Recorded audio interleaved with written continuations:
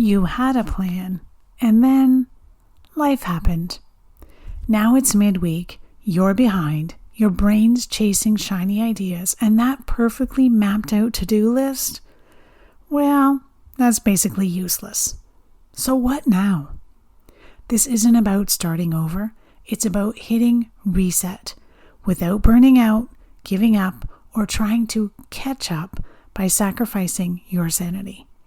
If your week's gone off the rails, this simple 5-step plan will help you regain your focus, protect your priorities, and actually feel like you still won the week.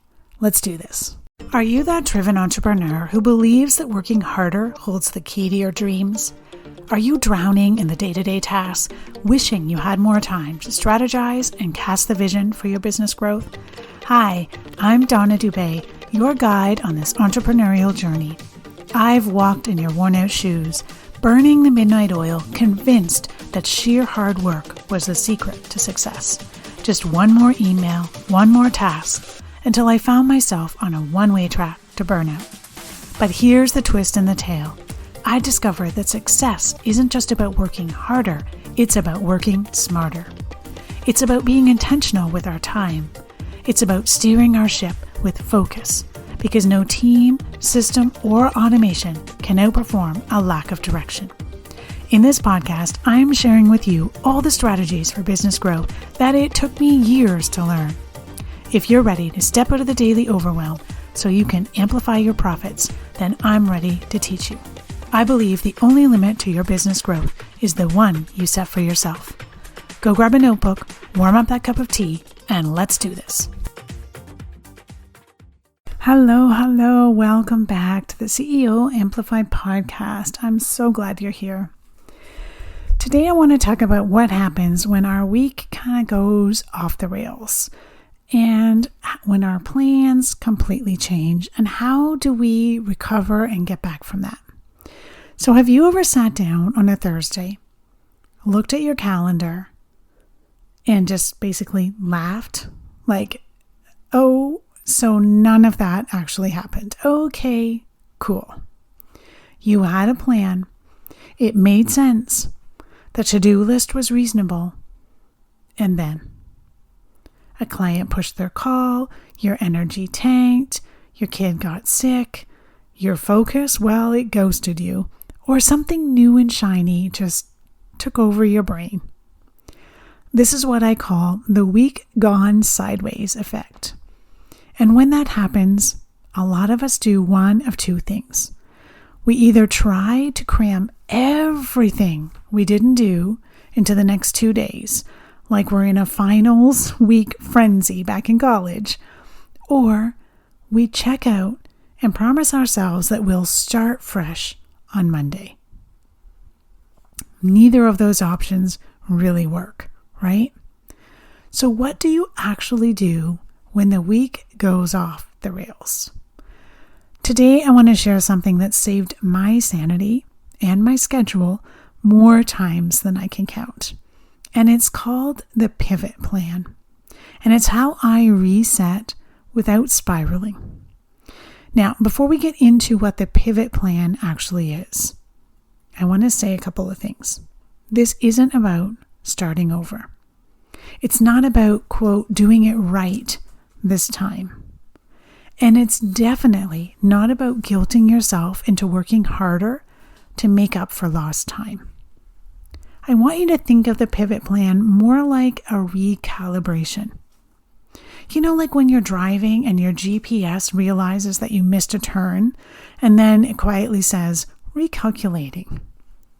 That's what this plan does for your week. It helps you reset with intention, not panic. Because businesses don't run with perfect weeks. And life doesn't run with perfect weeks either. And so if you only know how to be consistent when everything is going perfectly, that's not consistency. That was luck on your part. The pivot plan is about creating consistency on purpose, even when the plan changes. So let's walk through what this really looks like. It's a super simple way to reorient yourself when you feel off track. And it doesn't matter whether it's a Monday morning or a Friday afternoon. Each letter in pivot stands for one small but powerful step. And I promise, this whole thing takes like 5 minutes max to map out. So let me break it down. P is pick your non-negotiables. Start by asking yourself, what are 1 to 2 things that need to happen this week? These are your non-negotiables. Things like the client call that you can't miss, the project that has to be delivered by a certain deadline, the invoice that needs to go out. Think of these as your business's equivalent to brushing your teeth.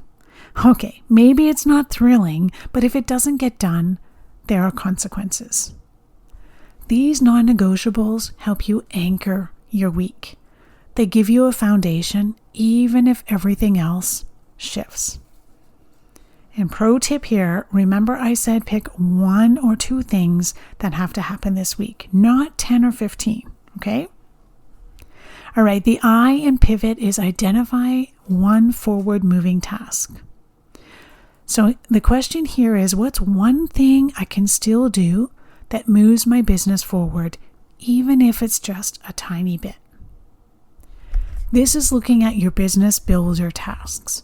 It's not urgent, but it's important. Maybe it's sending that pitch email that you've been wanting to send for a few days. Maybe it's recording a reel.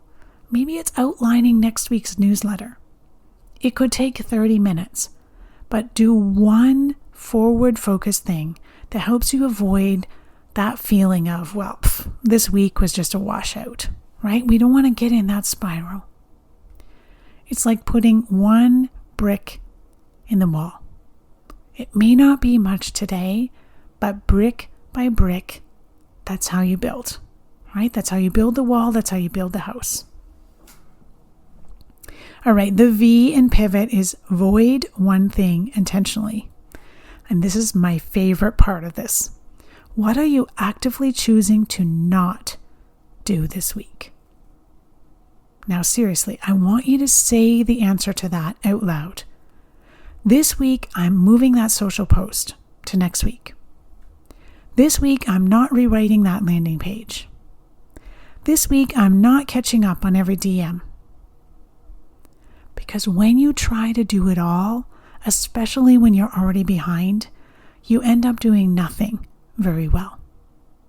So letting go of one thing is like offloading weight from a backpack when you're halfway through the hike. Feels so good to let it go and feel much lighter. Notice you're not quitting the hike. You keep going. You just make it easier to keep going. So what's one thing you're actively choosing not to do this week, and say it out loud? Okay, the O in pivot. Outline a clear stop time. Now this one, my friends, this is a big one.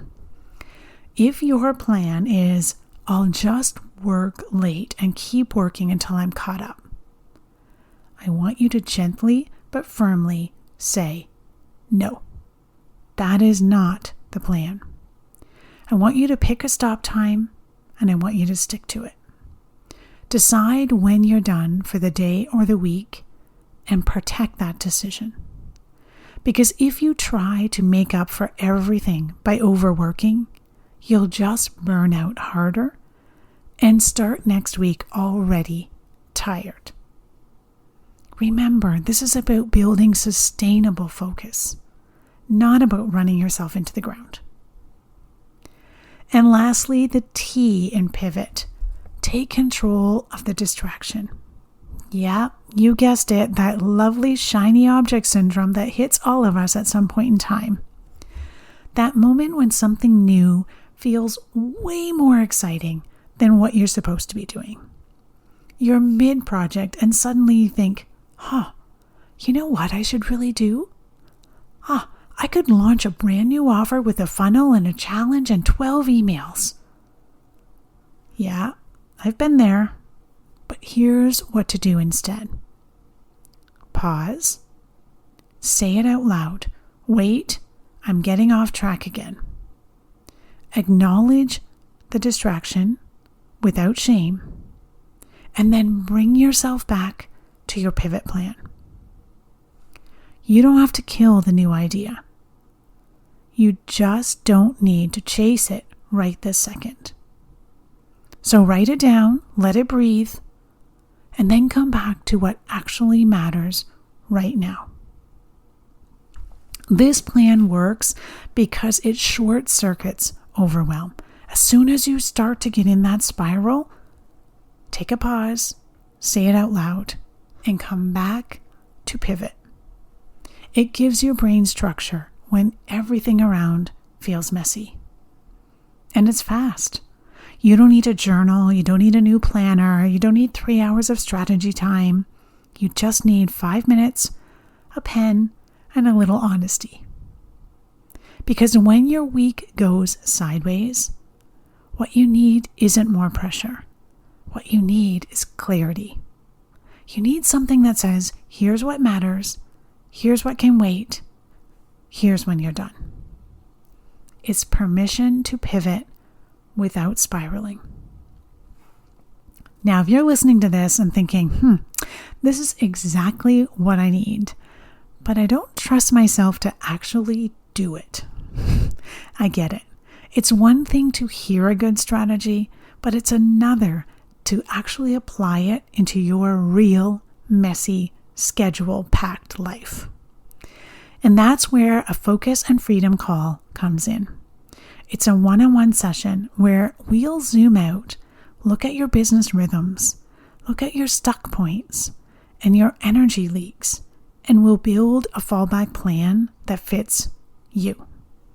You'll walk away with a structure that feels supportive, not stifling, and a clear idea of how to stay consistent even when things change. Look down in the show notes for the link and you can book your call right away. So next time your week goes off the rails, don't start over and don't pile on more. Do pivot. P, pick your non-negotiables. I, identify one thing that moves you forward. V, void something intentionally. O, outline when you're done.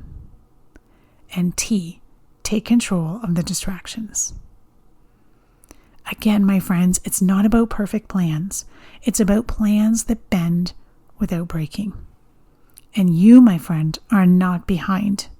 You're just one pivot away from a week that still feels like a win. I hope this was helpful, and we'll talk soon. Thank you for joining me on this episode of CEO Amplify. I appreciate you being part of our thriving community of ambitious business owners. If you enjoyed today's episode, I kindly ask you to share this podcast with a friend and take a hot minute to rate and leave a review. It would mean the world to me. Your feedback helps me reach more people and continue providing valuable content. Thanks so much for your support. Keep shining, and we'll catch you on the next episode.